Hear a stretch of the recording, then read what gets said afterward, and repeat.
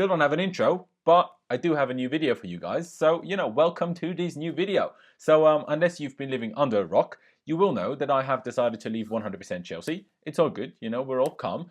But, this is kind of the start of a new era. So, let's talk about some football. Let's talk about Chelsea. Let's talk about the game that took place yesterday between Chelsea and Fulham. Let's talk about, can Chelsea make top four? And if Chelsea can't, who else will? Obviously, there's basically 4 teams in the fight for top four. There's Tottenham, there's Man United, there's Arsenal, and there's ourselves in Chelsea. Us 4 basically fighting for those 2 remaining top 4 slots behind Manchester City and Liverpool, of course. And who will make that top 4? I'll give you my thoughts on that today.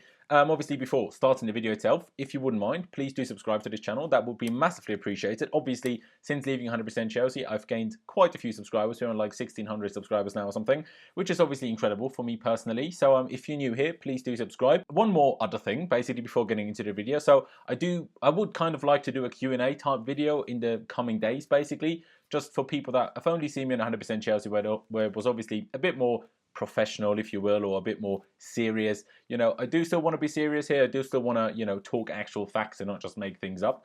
I'm going to stick to that because I've always done that. So I'm not going to change that at all. But like I said, I do want to be a bit more personal. I'm not going to do a daily vlog out of nowhere and tell you what I do every day. Obviously not. But, let's do a bit of a Q&A. So if you have any questions that you do want to ask me, please leave them down in the comment section below. It doesn't just have to be one question. Just leave a few questions if you have any. And I'll, answer the best basically in the next few days at some point. And, I'd just be class if you could, obviously just ask some questions. That'd be really cool. It doesn't necessarily just need to be about Chelsea. It doesn't necessarily need to just be about football. I won't necessarily answer your question if I don't like the question, but, be creative about it, and I'll answer the ones that I like the most, basically. But yeah, let's get into the video. Starting it off by obviously speaking about the Chelsea versus Fulham game yesterday, or Fulham versus Chelsea rather, which we won 2-1. I watched the game. I really enjoyed the game. I really enjoyed watching the game in a different kind of, vibe for me personally. The way of I'm not preparing for a review straight after the game, of not, just noting down everything that happens, because like I said earlier, I like to be really thorough with what I do.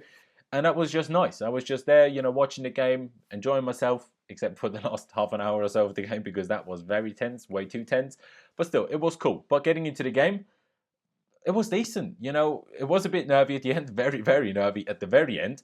And, a bit tricky, but we got the 3 points. And at the end of the day, that is all that really matters, especially with that fight for top 4 that I obviously was speaking about. So, I'm very happy with the fact that we won the 3 points. I thought the first half, we were good, good to very good. We created quite a few chances. We took the lead with a very nice goal by Higuain. A very nice move in total that was really. I mean, Rudiger with a great pass out to Willian. A lot of pace on their pass as well, so there was nothing really Fulham could have done about that pass. Then Aspie with a great overlapping run. Willian found him, and then Aspie with a great cross to Higuain with his unbelievable movement. Yes, he's maybe still lacking a bit of sharpness, a bit of acceleration, a bit of, just shoot, mate, sometimes. But there and then, great movement, great piece of, just a piece of getting there, a bit of pace as well, and then he just slotted it in, which was obviously great.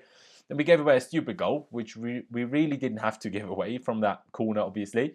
That wasn't great. I mean, we were just all over the shop. That was the prime example of how not to do zonal marking. You don't do it like that, because basically Emerson was just pushed forward a little bit by the guy behind him, and then Jenkinson just ran around the whole thing, and then just was in acres of space. And to be fair, pulled off a very nice finish to equalise at the time. And then obviously and thankfully, Jorginho managed to still take the lead before half time, which was obviously great. That was a very nice goal, assisted by Eden Hazard. And then he's tried these shots a few times this season, never came off. But today, or yesterday rather, it did come off. He did find it back off the net. He was clearly ecstatic. I was ecstatic for him, because he's received a lot of criticism. The fans have booed him at the Malmö game a few weeks ago when he came on, obviously. People haven't really taken to him all too nicely. A lot of people that, in my opinion, haven't really looked at the way we play football as much. They don't rate him.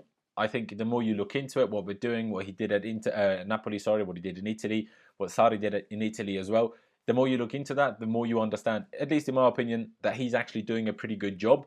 But in his position, the way he plays football, the way the system is meant to work, as it's an extremely team-based system rather than a lot of individuals, he's very reliant on other players. and he needs other players to understand the system or for him to fully be able to express himself. But yesterday he had a good game, to be fair. Also helped by the fact that, Fulham didn't really man-mark him. Fulham really didn't close him down. And then it is much easier for him to show how good he is because he's played a lot of, he did play a lot of great forward passes to Higuain that Higuain could have done a bit better with a couple of them at least. But a lot of good other forward passes as well. Still has the odd sloppy misplaced pass in there that sometimes I just don't understand why it does happen to him. It does happen to everyone. It doesn't matter whether it's Hazard or, like I say, Jorginho, whether it used to be Fabregas. Sometimes these players that are incredible passing, they have these silly misplaced passes, and I don't really understand them. But, it's just part of football. But then the second half, first 50 minutes of that was still good, but then then we struggled. Like, the fatigue really started to show. Jorginho had to come off as well. Was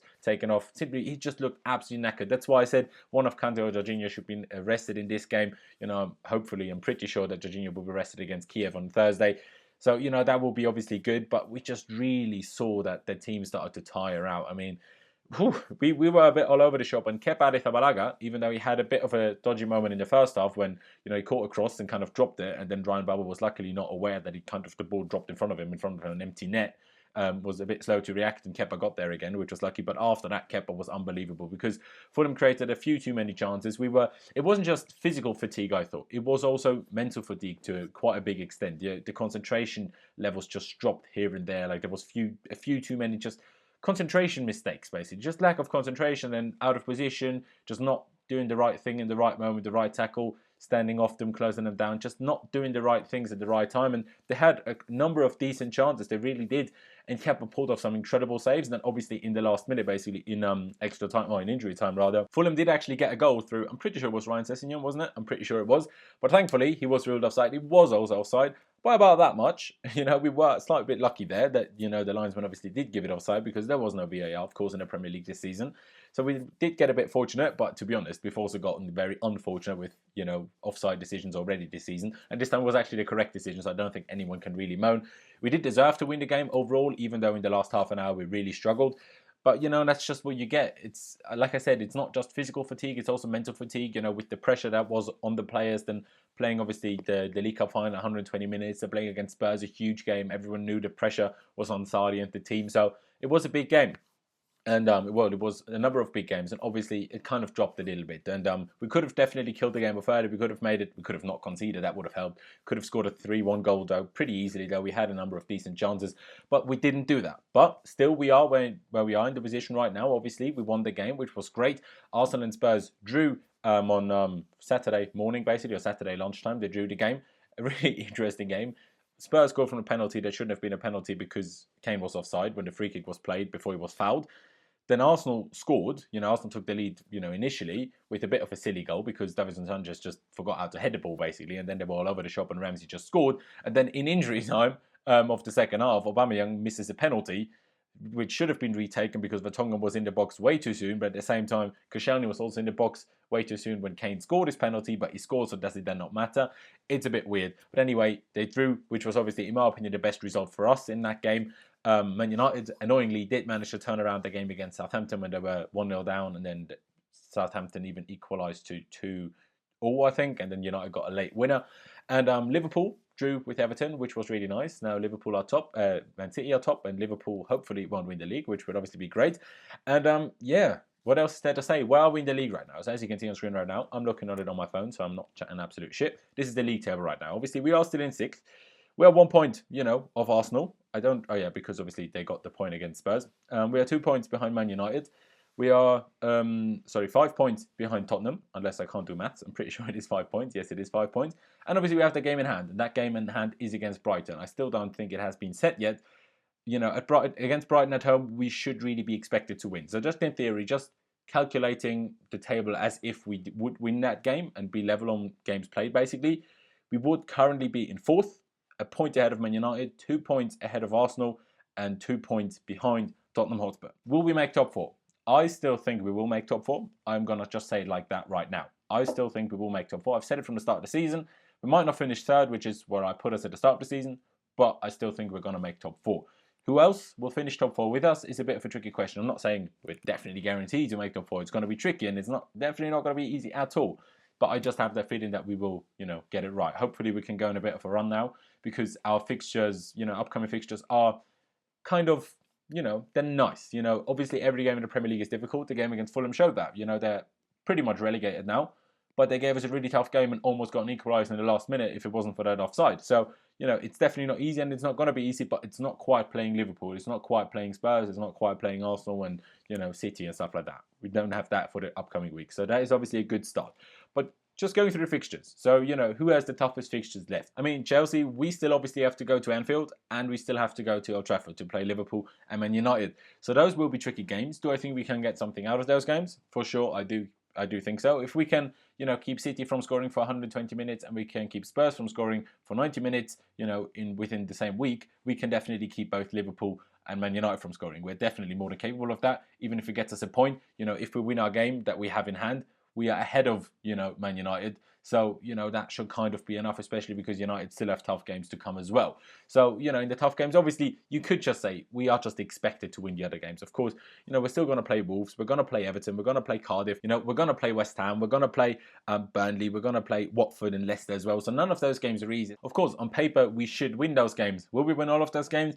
Probably not. I'd hope that we won't lose any of them, but we probably get the odd defeat in there. But in all honesty, you'd have to expect, the other teams fighting for that top 4 spot to also get, kind of an unnecessary defeat somewhere in there, like Tottenham did, last weekend against Burnley. It was kind of that kind of defeat just happens. That's why we love the Premier League. Only Man City and Liverpool, at this stage of the season at least, don't really lose these games at the moment, but they're just a step above, the other teams basically. So, Spurs still have some big games to go. I mean, they still play Liverpool away and they still play Man City away, the 2 top dogs in the league, obviously. Do I expect them to get anything from that? Maybe from the Liverpool game. I don't expect them to get much from the City game. Obviously, I don't know the Champions League schedule up until that point, which Spurs are likely to still be in it. Same goes for Man City. So, will that affect them? I don't know. We'll just have to wait and see. But they still have their tough games to go. But they also have other easier games to go, like Southampton. Obviously, they play still at Brighton, Huddersfield, who are pretty much guaranteed wins for them if we're going to be totally honest with ourselves. West Ham, Spurs West Ham is always a bit tricky. They play Bournemouth and Everton as well.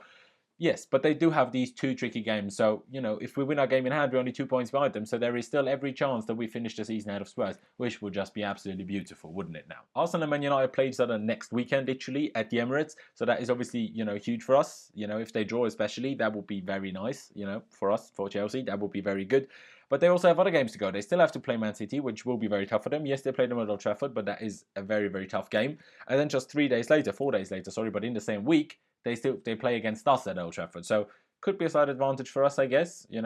Our midweek game is certainly not as difficult as them playing Man City. We won't be able to rest any players because we still have to get top 4, but it's still a little bit different than playing one of their biggest games of the season alongside playing Liverpool, of course. So, that could play into our favours. United still have a bit of a tricky run to go, but of course, down in unbelievable form. Like, they lost against PSG, yes, but other than that, they've been very, very good, Yes, they got a bit fortunate, I guess, to an extent against Southampton, even though they also missed a penalty late on, so it could have been 4-2, but apparently Southampton should have had a penalty. Don't know whether that's true. Someone tweeted it at me. I couldn't watch the game. And then lastly, obviously Arsenal, like I say, obviously they play Tottenham, they play Man United still next weekend. They just play Tottenham now. Other than that, though, Arsenal have a bit of a handy run. They don't play anyone else except United next weekend inside the top 6. They don't really play any of the really, really tricky games. Palace could always be a bit tricky. Leicester, new manager now, Brendan Rodgers, by the time they play them, could be tricky. Leicester away is never easy, with their defence, Vardy's pace and stuff. Always a bit tricky. But other than that, not sure. I'm not sure, whether, Arsenal will drop that many more points. It's Arsenal, so you can always expect them to drop a few silly points here and there, but they've been in good form recently, and against the smaller teams, unlike against, under Wenger, they usually pick up their wins. They don't have these terrible away game results anymore. Hopefully they still will, but, we'll just have to wait and see. So who, in my opinion, finishes top 4? Like I said, I still think we will finish top 4. And I'd like to think Man United finish top 4 alongside us, and then the both North London teams will finish outside of the top 4, which would just be great. I mean, that would just be absolute quality banter. Imagine Spurs not making top 4. And then all this banter that they gave us, the only team in London in the Champions League, and, the only place to watch Champions League in London in their new stupid stadium that still hasn't been built, and then they'll be in the Europa League next year and still not play Champions League football at the new ground. I mean, that would just be absolutely beautiful. But of course, United arguably have the trickiest run left to go. I mean, if they beat Arsenal, yes, that helps. But still, arguably it could be Chelsea and Arsenal. It could be Spurs and Arsenal. It's very tricky. But for me, I think the most likely, it's both going with the heart and with the head. I think Chelsea and Man United, whichever order, doesn't really matter who finishes third or fourth. Let's be honest, it doesn't matter at all.